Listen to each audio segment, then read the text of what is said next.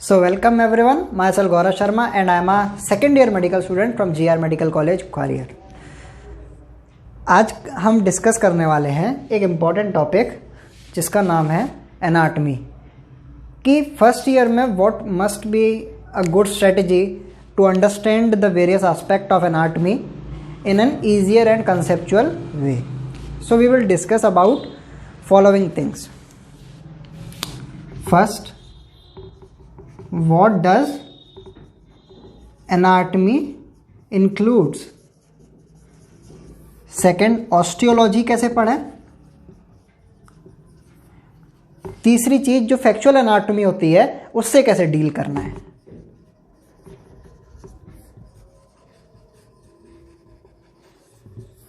चौथी चीज है फर्स्ट ईयर में नोट मेकिंग, नोट्स कैसे बनाने चाहिए, कब बनाने चाहिए, क्या रिसोर्सेस से बनाने चाहिए, नोट मेकिंग।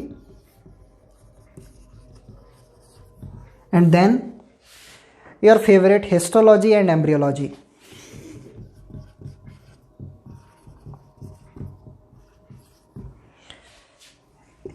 इनके बारे में हम डिस्कस करते हैं कि इन टॉपिक से हमें डील कैसे करना है। अगर आपको ये इन टॉपिक्स में प्रॉब्लम है तो इस वीडियो को ज़रूर देखिए। चलिए स्टार्ट करते हैं। एनाटॉमी में क्या क्या आता है? अगर आपको ये पता है कि एनाटॉमी में क्या क्या आता है और उसमें हमें क्या क्या पता होना चाहिए, तो आपके लिए आंसर राइटिंग भी इजी हो जाएगी, चीज़ों को याद करना भी आसान हो जाएगा और इससे आपकी जो एनाटॉमी के ऊपर ग्रिप है वो भी स्ट्रांग हो जाएगी। तो चलिए ये देखते हैं कि एनाटॉमी में क्या क्या इंक्लूड हम करते हैं। चलिए,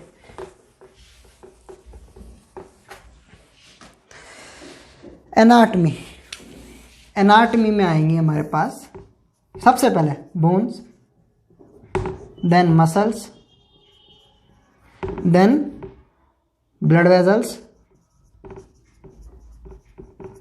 then nerves, then organs, specific structures जिन्हें हम ऑर्गन्स नहीं कह सकते लेकिन they make a specific structure, organs, fascia and fossa, joints and spaces. हमारी बॉडी में यही सब तो है। हमारी बॉडी में बोन्स हैं, मसल्स हैं, ब्लड वेजल्स हैं, नर्व्स हैं, ऑर्गन्स हैं, स्पेसिफिक स्ट्रक्चर्स हैं, फेशिया है, फोसाज हैं, जॉइंट्स हैं और स्पेसेस हैं। हमें एनाटॉमी इनके कंटेक्स्ट में ही पढ़नी है। अब देखिए क्या है। बोन्स में हमें क्या पढ़ना है? बोन्स में हमें पढ़ना है तीन चीज़ें, उनके एक्सटर्नल फीचर्स, उन पे मसल अटैचमेंट। ये मसल अटैचमेंट मैं ऑस्टियोलॉजी सेक्शन में समझाऊंगा कि मसल अटैचमेंट किसी बोन की कैसे इफेक्टिवली पढ़नी है। मसल अटैचमेंट और क्लिनिकल ऑफ बोन या अप्लाइड पार्ट, इन तीन हेडिंग में हमें बोन्स खत्म कर देनी है। अब आप सोच रहे हो कि हमें उसका ऑसिफिकेशन पढ़ना है या नहीं। एक दो पॉइंट्स ऑसिफिकेशन के जो उस पर्टिकुलर बोन के लिए स्पेसिफिक हैं वो आप याद कर सकते हैं, ठीक है। मसल्स में हमें क्या पढ़ना है? मसल्स में हमें पढ़ना है सबसे पहले उसका एक्शन, उसकी नर्व सप्लाई। मसल का एक्शन इंपॉर्टेंट है, उसकी नर्व सप्लाई इंपॉर्टेंट है, और क्या इंपॉर्टेंट है? उस मसल के रिलेटेड, उस मसल का रिलेटेड क्लिनिकल, ये हमें किसी भी मसल का पता होना चाहिए, ठीक है। ब्लड वेसल्स के बारे में हमें क्या पढ़ना चाहिए? वो किसकी ब्रांच है या उसकी कौन कौन सी ब्रांचेस हैं? ब्रांचेस, ठीक है। वो किन ऑर्गन्स को या किन स्ट्रक्चर्स को सप्लाई करती है? It's supply. और फिर क्लिनिकल, ठीक है। उसका क्या इंपॉर्टेंस है कि अगर उसने अपना ब्लड सप्लाई करना बंद कर दिया तो क्या बॉडी में इफेक्ट प्रोड्यूस होंगे, लाइक दैट। ऑर्गन्स या फिर स्पेसिफिक स्ट्रक्चर्स, इनका हमें क्या कंटेंट लिखना, सबसे पहले उनका लिखना होता है एक ब्रीफ इंट्रोडक्शन, एक ब्रीफ इंट्रोडक्शन। उसके बाद उनका सिचुएशन कि बॉडी में वो कहाँ पर प्रेजेंट है। अब मैं आपसे बोलूँ लिवर का क्या पोजीशन है, तो लिवर आप यहाँ तो नहीं बताएंगे, ना यहाँ बताएंगे, ना यहाँ बताएंगे, आप लिवर यहाँ बताएंगे। तो इसको एनाटॉमिकली हमें लिखना है कि उसका एक्सटेंट क्या है, ठीक है, कौन से वर्टिब्रा के लेवल पर लाई करता है, ठीक है, 12th रिब के किस पोजीशन में होता है, ठीक है, ये सब। इंट्रोडक्शन, सिचुएशन, उसका फंक्शन ब्रीफ में लिखना है because we are dealing with anatomy and not with physiology. Introduction, situation, function and then its structure. Structure में क्या क्या इंक्लूड होगा, उसका एक्सटर्नल फीचर्स और इंटरनल फीचर्स। अंदर से उसका स्ट्रक्चर कैसा है, बाहर से स्ट्रक्चर कैसा है, इंटरनल, एक्सटर्नल एंड इंटरनल। तो ये हमें इसके स्ट्रक्चर्स में लिखना है। उसके बाद हमें क्या लिखना है, स्ट्रक्चर के बाद उसका रिलेशन लिखना है। एनाटॉमी में रिलेशंस बहुत इंपॉर्टेंट हैं and in our life also relations are also important. So just correlate anatomy with your life in perspective of relations, ठीक है। आपको अच्छे रिलेशन याद होंगे, आपकी एनाटॉमी अच्छी बनेगी, आपके लाइफ में अच्छे रिलेशंस होंगे, आपकी लाइफ अच्छी बनेगी। चलिए, रिलेशंस वेरी इंपॉर्टेंट। कि रिलेशन क्या होता है, सपोज मैंने बोला लिवर है, लिवर का हमने इंट्रोडक्शन दिया, उसके बाद उसकी सिचुएशन बताई, उसका फंक्शन बताया, उसके स्ट्रक्चर्स बताए कि बाहर से कैसा दिखेगा, अंदर से कैसा दिखेगा। रिलेशंस, उसके एंटीरियरली क्या है, उसके आगे कौन है, उसके पीछे कौन है, उसके लेटरल कौन है, उसके मीडियल कौन है, उसके सुपीरियर कौन है, उसके इन्फीरियर कौन है, ये रिलेशंस है। रिलेशंस के बाद उसकी blood supply, nerve supply, lymphatic drainage,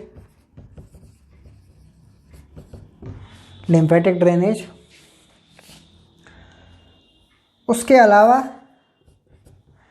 lymphatic drainage के बाद आप कुछ खास इंपॉर्टेंट टॉपिक्स हैं जिनका डेवलपमेंट इंपॉर्टेंट होता है, जिनकी हिस्टोलॉजी इंपॉर्टेंट होती है, तो उनको भी आप कर लीजिए। हिस्टोलॉजी को हम बोलते हैं माइक्रो एनाटॉमी एंड डेवलपमेंट, और लास्ट में क्लिनिकल। रिलेशंस के स्ट्रक्चर के साथ उसके पार्ट्स भी इंपॉर्टेंट हैं, अगर उसके कुछ डिविजन्स हैं तो। जैसे सेरिबेलम जब हम पढ़ते हैं तो उसका सेंट्रल पार्ट होता है वर्मिस, उसके पार्ट्स होते हैं 10, जो लेटरल हेमिस्फीयर्स होते हैं उनके पार्ट्स होते हैं, तो वो पार्ट्स भी हमें लिखने पड़ते हैं जिन ऑर्गन्स या स्ट्रक्चर्स में हमें मिलते हैं, ठीक है। इन हेडिंग्स में हमें कवर करना है। इतनी हेडिंग के अलावा आपको अपनी फर्स्ट रीडिंग में पढ़ना ही नहीं है, ठीक है। ये आपके अच्छे हो जाएं, उसके बाद और जो एक्स्ट्रा टॉपिक्स दे रखे हैं वो पढ़िए। फेशिया में क्या लिखना है, देखिए मैं इधर लिख देता हूँ। फेशिया में हमें पता होना चाहिए कि वो ओरिजिन कहाँ से ले रही है, वो फेशिया किसका एक्सटेंशन है, यानी extension of fascia. Extension of the fascia किसको कवर करके रखता है, वो फेशिया कवरिंग। जैसे जो हमारा प्री ट्रैकियल फेशिया आप हेड एंड नेक में पढ़ेंगे, तो प्री ट्रैकियल फेशिया जो होता है वो हमारा ट्रैकिया को लाइन करता है, ट्रैकिया को कवर करके रखता है। और उसका क्लिनिकल, ये 3 चीज़ें।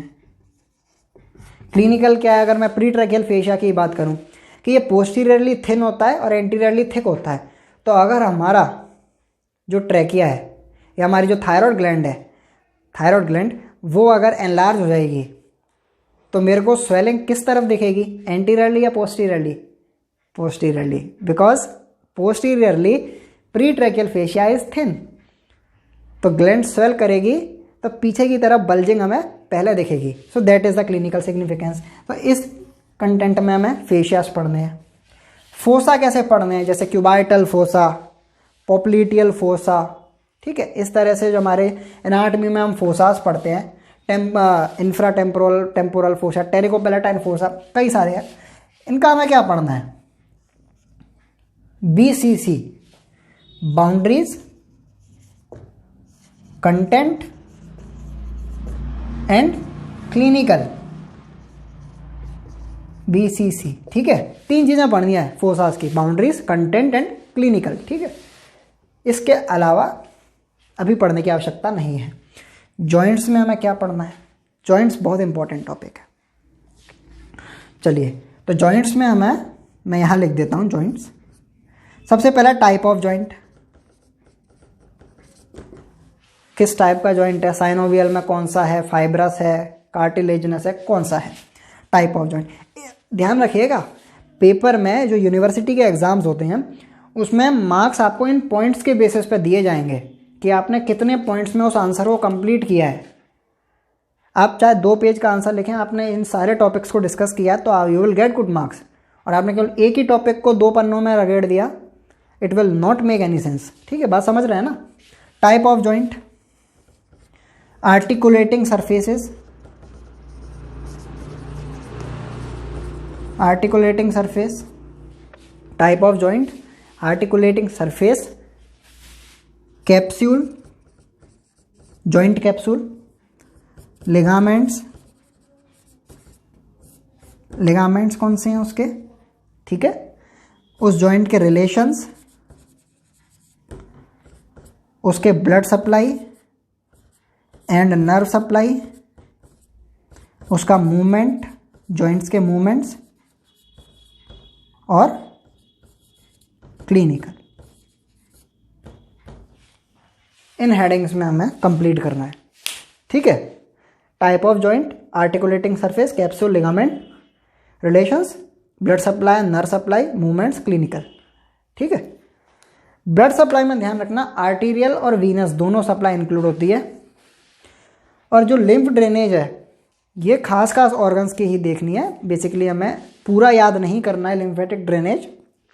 1-2 लिम्फ नोड्स के नाम पता होने चाहिए, जैसे स्टमक के आसपास होगा सीलियक लिम्फ नोड्स, ठीक है। क्लेविकल के ऊपर होगा सुप्रा क्लेविकुलर, यहाँ होगा सर्वाइकल, यहाँ होगा सबमेंडिबुलर, यहाँ होगा सबमेंटल, ठीक है। इस तरह से हमें याद रखना है। बचे हैं स्पेसेस। अब स्पेसेस क्या होते हैं, आपने अगर हैंड पढ़ लिया हो तो आपने पढ़ा होगा pulp space, forearm space of Parona, mid palmar space, thenar space, hypothenar space, ठीक है। इन स्पेसेस का आपको बाउंड्रीज पता होनी चाहिए, कंटेंट और क्लिनिकल। किसी भी स्पेस या फोसा का ये पता होना चाहिए, बाउंड्रीज, क्लिनिकल और कंटेंट, ठीक है। उसका यूज़ क्या है, रिलेशंस भी आप बता सकते हैं, ठीक है, if you have more time. इस तरह से तो हमें एनाटॉमी का एक ओवर। अब बात करते हैं ऑस्टियोलॉजी कैसे पढ़नी है। देखिए, ऑस्टियोलॉजी ज़्यादातर स्टूडेंट्स क्या करते हैं कि बोन स्टार्ट की, क्लेविकल स्टार्ट करी, उसका उन्होंने एक्सटर्नल फीचर्स पढ़ा और क्लेविकल के साथ साथ ही उन्होंने उसके ओरिजिन इंसर्शन रट लिए without moving forward on that specific muscle part. जैसे अगर हमने क्लेविकल पढ़ा या फिर ह्यूमरस बोन पढ़ी तो इसमें हमें पता चलेगा कि pectoralis major, latissimus dorsi, supraspinatus, infraspinatus, ये सब इस पर अटैच होती हैं। लेकिन क्या हमें उन मसल्स के बारे में पता है कुछ, या अभी हमने केवल नाम सुन के उन्हें रट लिया? इस तरह से तो याद नहीं होगा ना। इसीलिए हमें क्या करना है कि पहली रीडिंग में ऑस्टियोलॉजी में केवल उसके एक्सटर्नल फीचर्स पढ़ने हैं और उसके बाद आप नेक्स्ट टॉपिक पर शिफ्ट हो जाइए। ऑस्टियोलॉजी करने का सही तरीका ये है। फिर जब आप उन मसल्स को, उन पर्टिकुलर मसल्स को जब अच्छे से पढ़ लेते हैं, उनका ओरिजिन, इंसर्शन, एक्शन, बाकी के चैप्टर से, तब आपको अपने आप ये चीज़ें क्लिक करने लगेगी कि हाँ, ह्यूमरस पे कहाँ पर किस मसल का अटैचमेंट होगा। सपोज अभी आपने पढ़ा कि ग्रेटर टुबरकल पे पेक्टोरलिस मेजर का अटैचमेंट होता है। अब आपने सोचा इंसर्शन होता है या ओरिजिन होता है, इसमें कन्फ्यूज़न है, लेकिन आपने रट लिया फॉर खुद की सेटिस्फेक्शन। लेकिन यहीं आप उसके एक्सटर्नल फीचर्स पता कर रहे थे कि हाँ, एक ग्रेटर टुबरकल होता है, लेसर टुबरकल होता है, शाफ्ट होता है, ठीक है। फिर जब आप पेक्टोरल रीजन में आते और जब आप सारी पेक्टोरल रीजन की मसल्स पढ़ते, पेक्टोरलिस मेजर, एक्सटर्नल ऑब्लिक का aponeurosis, supraspinatus, infraspinatus, serratus anterior, तो आपको पता चलता कि पेक्टोरलिस मेजर यहाँ से ओरिजिन हुई और यहाँ जाके इंसर्ट हुई। यहाँ इंसर्ट हो रही है तो यानी यहाँ पर क्या आ रहा है हमारा ह्यूमरस का ग्रेटर टुबरकल। तो यहाँ पर ये इंसर्ट हो गई। तो इस तरह से आप बाकी के टॉपिक से मसल्स पढ़िए, उसके बाद उनको बोन पे अप्लाई करिए। बोन के साथ ही मत पढ़ने लग जाइए उस पर मसल अटैचमेंट, ठीक है। अभी तो अपर लिम्ब में तो थोड़ा आपको हो भी जाएगा, लेकिन जब आप हेड एंड नेक में आएंगे और स्कल में आप अटैचमेंट देखेंगे, फोरामेंस में से स्ट्रक्चर, तब आपको समझ में ही नहीं आएगा, क्योंकि उन स्ट्रक्चर्स के नाम पढ़ के आप उनको कैसे फील करेंगे कि हाँ ये एक्चुअल में कहाँ से ओरिजिन ले रही है, क्या कोर्स है, फिर कैसे बाहर जा रही है। इसलिए मत पढ़िए। मैं सही बता रहा हूँ, मैंने हेड एंड नेक जब स्टार्ट हुआ था स्कल पढ़ा ही नहीं था स्टार्टिंग में। जब पूरा हेड एंड नेक मैंने कवर कर लिया, मेरे को सारे स्ट्रक्चर्स के नाम, उनका अंडरस्टैंडिंग बन गई कि हाँ ऐसे ये है, इनकी पोजीशन ये है, उसके बाद मैंने उन सबको स्कल में पुट कर दिया। समझ रहे हैं बात को? मैंने पहले ही स्कल में उनको रखा हुआ नहीं देखा, मैंने पहले उन्हें अलग अलग पढ़ा कि उनकी पोजीशन क्या है, उनका फंक्शन क्या है, वो कहाँ से ओरिजिन वगैरह कैसे जा रहे हैं। उस आइडिया को, या जो मैंने इमेजिनेशन बनाई पूरा चैप्टर्स पढ़ के, उसको मैंने स्कल के अंदर फिट कर दिया, तो इससे अच्छा इम्पैक्ट पड़ा and I remember skull in a much easier way. तो इस तरह से हम कर सकते हैं। नेक्स्ट थिंग हम डिस्कस कर रहे थे कि फैक्चुअल एनाटॉमी को कैसे पढ़ना है। देखिए फैक्चुअल एनाटॉमी में क्या है, अपन क्या करते हैं ना, हमारी आदत रहती है एनसीईआरटी को पढ़ने की, कि एक एक लाइन पढ़नी है, हर एक लाइन को अंडरलाइन करके पढ़ना है। ये आदत अब मत करिए, ठीक है।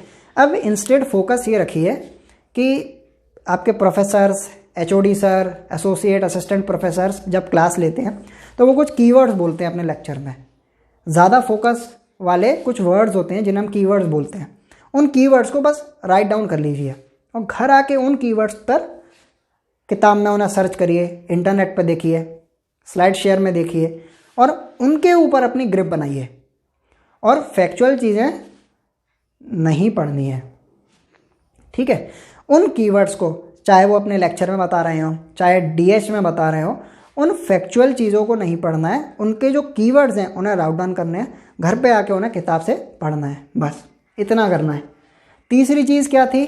तीसरी चीज़ थी नोट मेकिंग।